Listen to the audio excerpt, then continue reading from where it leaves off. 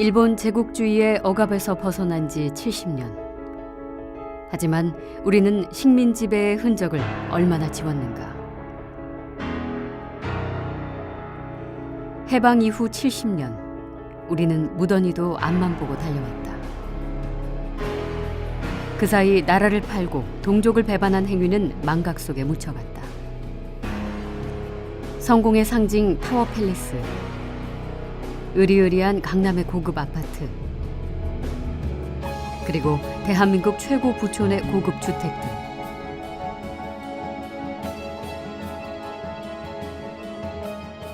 뉴스타파는 해방 이후 처음으로 친일파 후손들이 사는 곳을 추적했다. 친일파 후손들이 그동안 역사적인 단죄 없이 재산을 그대로 향유하고 있었기 때문에 우리 역사가 그 기득권을 가진 그 구세력들의 그 시스템이 일제 때 만들어져서 지금까지 번복된 적이 없기 때문에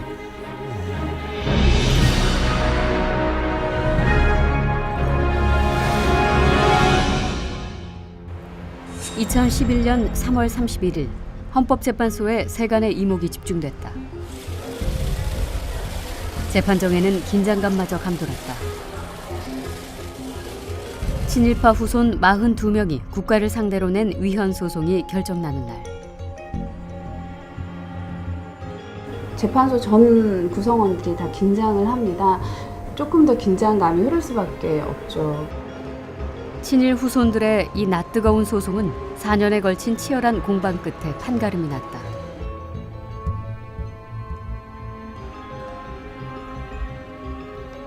결과는 7대2 합헌 결정이었다. 국가의 친일 재산 귀속이 적법하다는 것이다.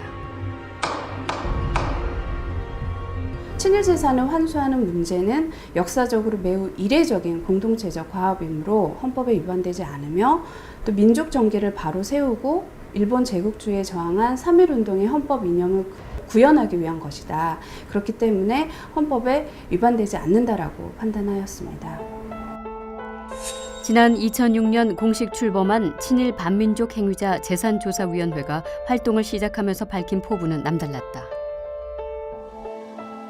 사실은 재산조사위원회 출범하면서 첫 번째 기자회견을 할 때 그런 얘기를 한 기억이 납니다. 개인적으로는 친일 반민족 행위자의 후손 가운데 누가 나와서 자발적으로 나와서 조상으로부터 물려받은 이 재산을 알고 보니까 친일 재산이라 그러니 이 재산은 정당하게 축적한 재산이 아니니 내가 알아서 스스로 국가에 반납하겠습니다. 그런 후손이 나왔으면 좋겠다. 그런 희망사항을 얘기한 기억이 납니다. 근데 그것은 그저 희망으로 그쳤다.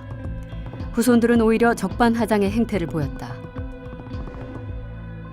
이해 당사자들은 아주 완강하게 저항을 했죠. 이해 당사자라면 이제 재산을 뺏기는 사람들이요. 친일파 후손들이죠. 어떤 저항이었나요? 그게 이제 뭐 소송을 제기한다든지 아니면 와서 이제 위원회의 직원들에 대해서 극단적인 경우에는 거의 막 저주의 발언을 퍼붓기도 하고요. 두고 보자는 식의. 그런 너네도 언젠가는 청산 대상이 될 거다라는 뭐 그런 그것까지 하는 사람도 있었는데 어쨌거나 친일파 후손들은 무더기로 저항했다. 뉴스타파가 확인한 소송 건수만 239건, 202명의 친일파 후손들이 각종 소송을 제기한 것이다. 일본인들 수작자료, 조선 비속,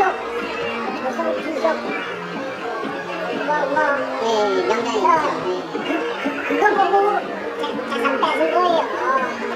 일본 사람한테 자기받았다고 해서, 일본 사람들한테 풍경을 받았다고 해서 이미 친일이다? 그건 아니잖아. 많이 했죠. 그런 건 제가 일일이 다 말씀드리고 싶지가 않아요. 예, 근데 그게 받아들여지지 않는 거군요. 그럼요, 안 받아들여지죠. 선조의 친일 부역은 불가피한 것이고 그들의 부 또한 매국의 대가가 아니라고 강변했다. 선대의 반민족 행위를 부정하고 친일 재산의 국가 귀속에 반발하며 소송을 낸 사람들은 누굴까? 뉴스타파는 그들이 사는 곳을 확인했다.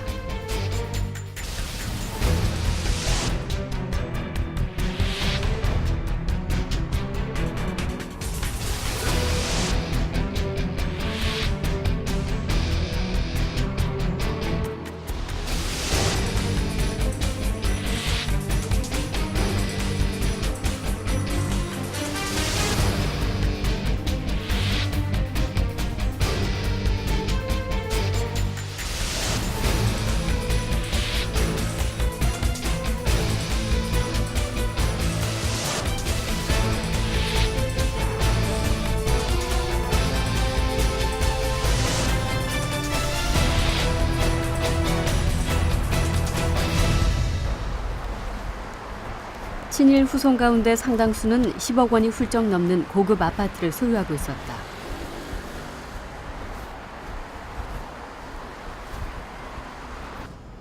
보통의 서민들이 평생을 노력해도 꿈꾸지 못할 고가의 집들도 적지 않았다. 한 가지 여쭤보려고 하는데요. 아니 이런 데 살면 부자지 비싼 데 사는데 부자 아니면 이런 데 오겠어요? 운전기사 대기실까지 딸린 아파트도 있었다. 대기실. 기사 대기실? 네. 기사 대기실도 있어요? 있죠. 딴 데는 없는데 우리만 있어요. 이는 겉으로 드러난 재산일 뿐이지만 그들의 부를 가늠할 수 있는 중요한 단서가 된다. 친일 재산을 국가에 환수당했지만 사는데 어려움은 전혀 없어 보인다. 이게 요아르께서 그때 한옥이 굉장히 컸었어요. 아, 이 자환옥이었습니까? 네, 예. 그 큰 집에서 근데 그때 네. 8구선 정도 했지. 아, 원래 여기 사시다가 네. 이 동네는 좀 부자 동네죠. 아 완전히죠. 굉장히 컸는데. 그리고 사실 이런 동네는 과거에는 돈이 있다고 해서 아무나 들어오는 것도 아니지 않았습니까? 그렇죠. 하지만 이들이 소송을 낸 이유를 직접 들을 수는 없었다. 지금 한국에 안 계세요. 어쨌든 저희는 관련하고 싶지 않고요. 저희 지금 바빠서 저는 못 봤거든요. 여보세요?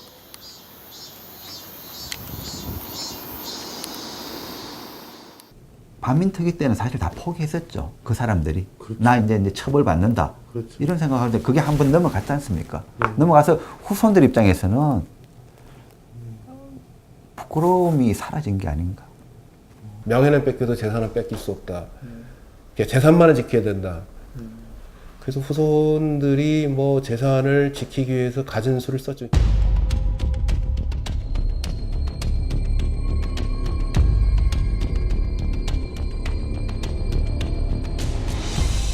과연 이들은 어디에서 어떻게 살고 있을까?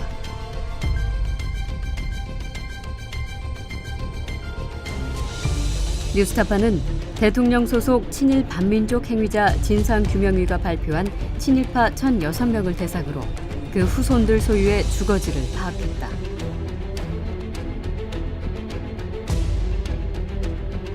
소송 자료와 판결문에 나온 친일파 후손의 주소지와 국가에 귀속된 친일 재산의 토지 지번을 찾아내 확인했다. 그 결과 친일 후손 가운데 주소지를 파악할 수 있었던 곳은 모두 475곳이었다. 서울 300건, 경기도 100건으로 수도권의 아파트와 주택, 상가를 소유하고 있는 친일 후손이 전체의 84%를 차지했다. 서울만 보면 300곳 중 130곳의 주택이 이른바 강남 3구에 있었다. 절반 가까운 수치다.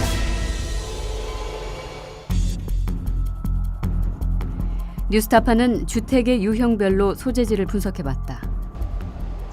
단독주택은 평창동, 한남동, 성북동 등 서울 강북에 있는 고급 주택 지역에 주로 분포했다. 이른바 서울 사대문 안의 전통적인 부촌에 모두 12곳의 저택이 확인됐다.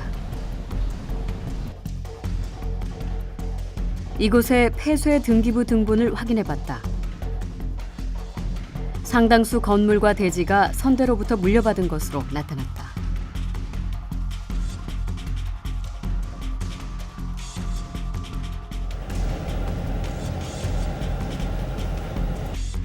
이 수십억 원대의 고급 저택은 친일파 민영휘 후손이 한때 소유했던 집이다.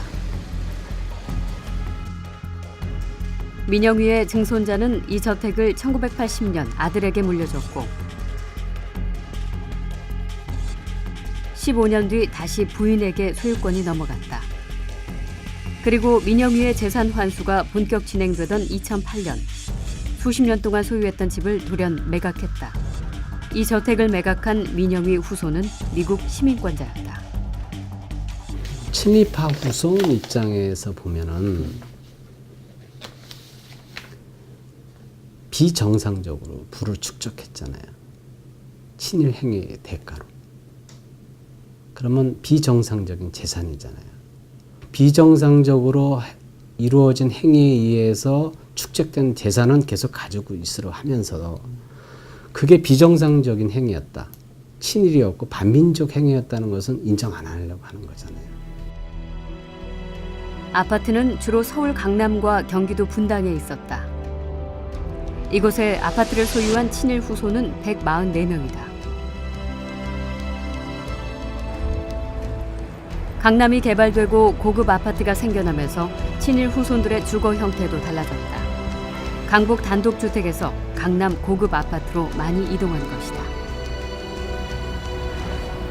친일파 후손들이 그와 같이 잘 살고 좋은 지위에 그다음에 처한 것은 역사에 비춰봤을 때 개연성 높은 결과라고 생각해요. 기득권을 가진 그 구세력들의 그 시스템이 일제 때 만들어져서 지금까지 번복된 적이 없기 때문에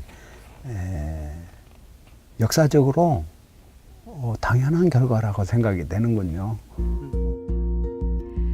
조사 대상 친일 후손 가운데 23명이 상가 등 건물을 소유하고 있었다. 이곳 강남 한복판에 있는 건물의 주인은 국립대 교수로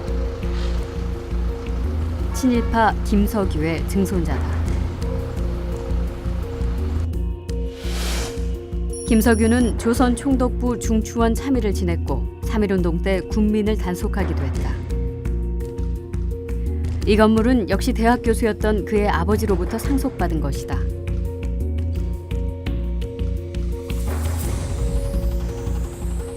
현재 이 건물의 시세는 4,50억 원을 호가한다.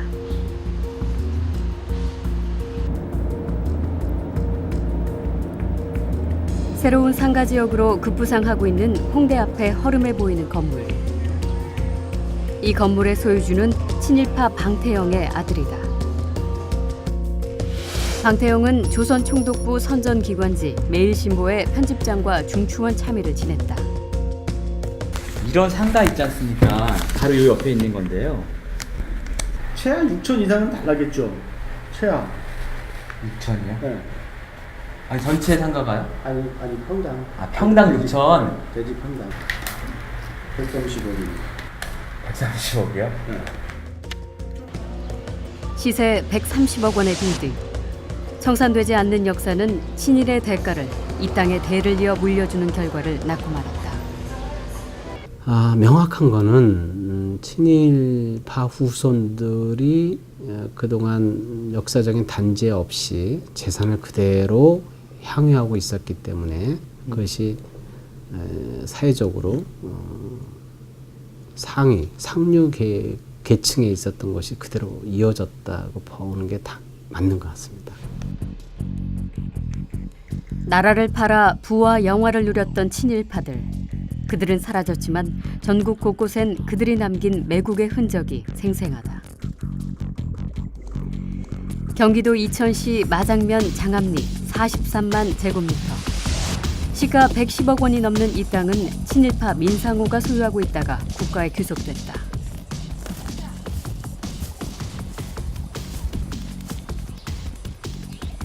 민족을 배신한 대가로 권세와 영화를 누렸던 친일파 민상호. 그에겐 큰 명예였던 중추원 참의가 여전히 묘비에 새겨져 있다. 민상호는 국권 침탈에 협력한 대가로 1911년 일제로부터 남작 자귀와 은사금 2만 5천 원을 받았다. 중추원 참의는 친일파, 고위급 친일파의 상징이라고 할 수가 있습니다. 사회적 영향력이나 그들이 누릴 수 있는 편익이나 그 밖에 여러 가지 이권 같은 경우는 오늘날 국회의원들보다 몇 배나 더 강력했다고 볼 수가 있어요. 재산조사 하다 보면 묘비를 많이 보는데 자랑스럽게 이렇게 일제 시기 했던 그 벼슬, 중춘 참의 이런 거 아주 자랑스럽게 묘비에 다 적어 놓습니다. 아, 그래요? 예. 중천 참의가 뭔지를 모르시는 건가요? 아니면 뭐 하여튼 높은 벼슬을 했다 이렇게 알고 있겠죠.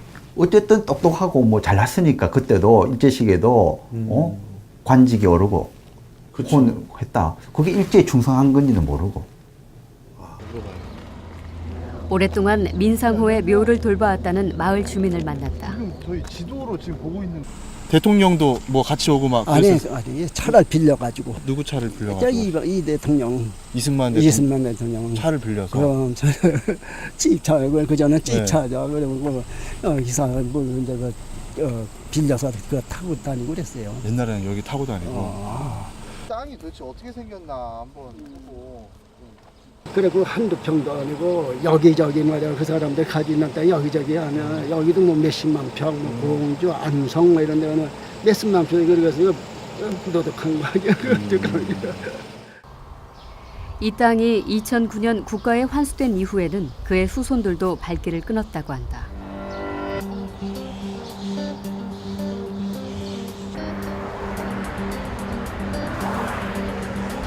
일제 강점기 조선 최대 갑부였던 민형휘. 그 역시 이곳 경기도 용인 땅을 포함해 전국에 660만 제곱미터의 땅을 소유하고 있었다. 민형휘는 일제로부터 자작자귀와 은사금 5만 원을 받았다.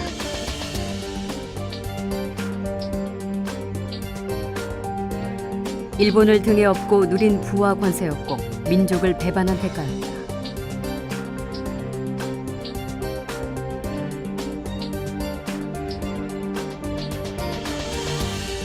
한때 경기도 양평과 청평을 주름잡았던 친일파 이정로와 이능세 부자 또한 만만치 않다.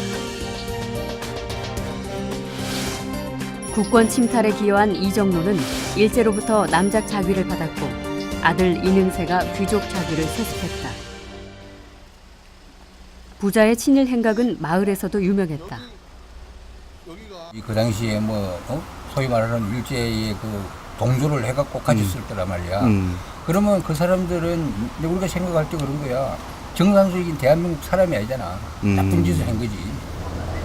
그거 따지고 보면 그런 거야. 일본 놈들이 우리나라 사람 칼로 찌르고 똑같은 놈들인 거야, 그게. 그렇잖아요. 친일파라는 게 그런 거야. 뭐 묘소나 뭐 이런 거 없어요? 묘소 있는데 몇 개 있는데 그쪽에 있는 거는 파갔더라고.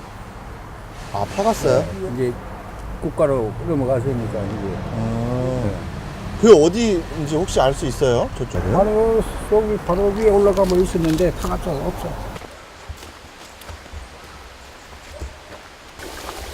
산길로 20여 분 올라가자 땅이 국가에 귀속된 후 누군가 몰래 이장시켰다는 이능세 묘터가 나왔다. 친일파의 말로이지만 극히 드문 사례다.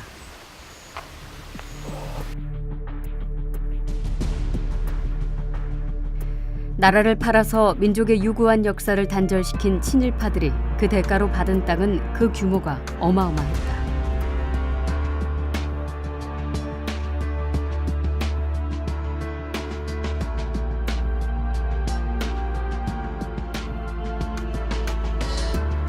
(4억 3천만) 제곱미터에 이를 것으로 추산된다. 1910년서부터 토지 조사가 이루어졌으니까 거의 100여 년 전에 이루어졌던 일이잖아요. 그래서 그 당시 토지 규모에 대해서 전체적인 실체를, 윤곽을 잡기는 굉장히 어려웠습니다. 그래서 여러 가지 자료를 보면서 제가 논문에도 썼지만 한 1억만 평 이상 정도 되는 토지가 당시 친일파들이 소유했던 규모다라고. 당시 친일파가 소유했던 토지가 자그마치 4억 3천만 제곱미터. 현재 서울의 3분의 2에 해당하고 여의도의 약 150배에 달하는 규모다. 하지만 2006년부터 국가가 친일파 재산으로 조사한 것은 전국적으로 2,181만 제곱미터에 불과했다. 이 가운데 국가로 귀속된 것은 절반 정도인 1,322만 제곱미터였다. 그리고 독립운동가 후손을 위해 쓰겠다며 매각된 것은 고작 135만 제곱미터였다. 4억 3천만 제곱미터나 되는 친일파 토지 가운데 고작 0.3%만 국가로 귀속돼 매각 처리된 이유는 무엇이었을까? 친일 반민족 재산조사위원회에서 친일 재산 추적과 국가 환수에 헌신했던 이들을 만났다. 동아일보를 예를 들어 보고. 근데 처음에 제가 하면서는 몇 조 원을 국가 기속할 수 있지 않을까라는 생각을 하고 시작했었습니다. 재산 뭐 많이 남아 있지 않을까 싶었는데 하고 보니까 없어요. 나중에 우리가 재산조사위에서 활동을 이제 종료하고 나서 보니까 이한용 땅은 한 3,000평? 그 일반 시가로 얘기하면 한 1억 7천만 원 정도밖에 환수를 못했어요. 왜냐하면은 이제 이게 시간이 오래 지난 다음에 조사를 한 거기 때문에 그 재산을 추적할 수 있는 근거가 되는 공부가 멸실된 경우가 굉장히 많습니다. 여기에 친일파 후손들의 꼼수도 한몫했다. 재산을 찾으려면 아까도 말씀드린 것처럼 그 대상자의 후손을 찾아내는 거잖아요. 가계도인데요. 그 가계도 그리는 일이 굉장히 힘들었습니다. 그 재적 공부를 다 떼어서 그걸 계속 추적을 해야 되는데 중간에 뭐 없어진 경우도 있고 또 이런 것도 봤어요. 호적 세탁도 하더라고요. 호적 세탁이라는 게 뭐죠? 여기서 호적을 빼갔는데 저쪽에 등록할 때는 전혀 다른 사람으로 조상들과의 관계를 끊는 거죠. 그래서 친일파 후손인지 아닌지를 확인하는데 굉장히 힘든 경우도 있었어요. 그래서 족보를 봤더니 어느 특정한 친일파는 일정 시기에 족보에서 없어졌다가 상당 시간이 지난 후에 다시 족보에 등장합니다. 재산을 급하게 매각하거나 처분한 사례들이 좀 있었나요? 발견됐나요? 아주 위원회를 괴롭힌 사안 중에 하나였는데요. 특별법이 만들어질 무렵에 그 포천에 있는 땅을 금매각을 했습니다. 나중에 알고 봤더니 시세보다 싸게 팔았다 그러더라고요. 그 덩치는 꽤 큰 재산이었는데요. 100억 단위의 재산이었는데 교묘하게 법망을 빠져나가기도 했다. 이혜성 후손이 갖고 있는 지금 이제 호텔 이름이 바뀌었죠. 그래도 아직도 스위스 그랜드 호텔이 익숙한데 그 호텔 같은 경우에도 재산 처분에서 마련한 그 땅에 세운 재산이거든요. 호텔이거든요. 그러니까 상식적으로는 저 재산도 친일 재산이니까 국가에 기속시키고 싶은데 법 논리적으로는 불가능하다는 겁니다. 60여 년이 흐르는 사이 알짜배기 땅은 이미 처분돼 버렸다. 너무 늦었다라는 생각을 매일 했습니다. 너무 늦게 시작했다. 해볼수록 모든 재산 다 처분되고 나서 지금 그냥 빈껍데기 좀 조사하는 게 아니냐 그런 생각 많이 했습니다. 왜 이걸 빨리 안 했느냐? 왜 이거를 우리 선배들이 해방되고 정부 수립하고 나서 바로 제대로 못 해가지고 왜 우리가 지금 이렇게 고생하고 있느냐? 진짜 원망스러울 정도였습니다.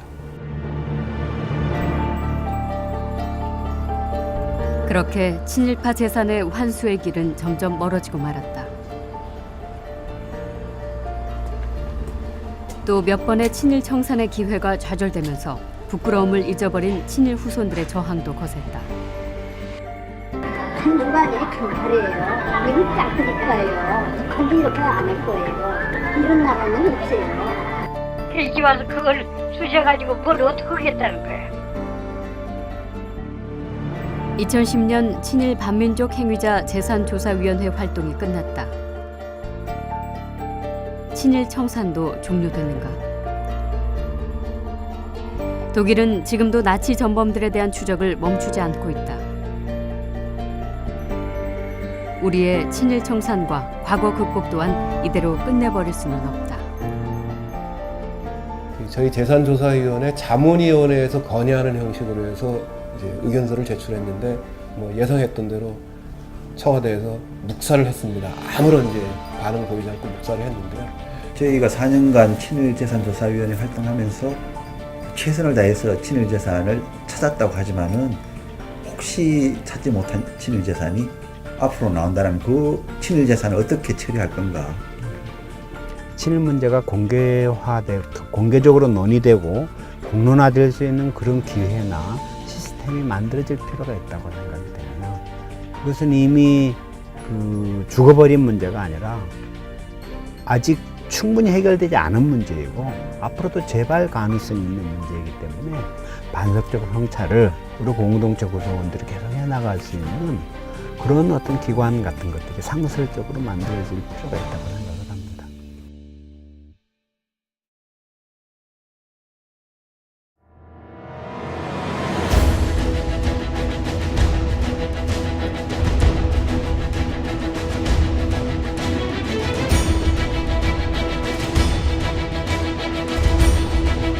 저희 조상을 제가 대신해서 고통받았던 분들이 위로가 된다면은 역사와 민족 앞에 사죄를 한다.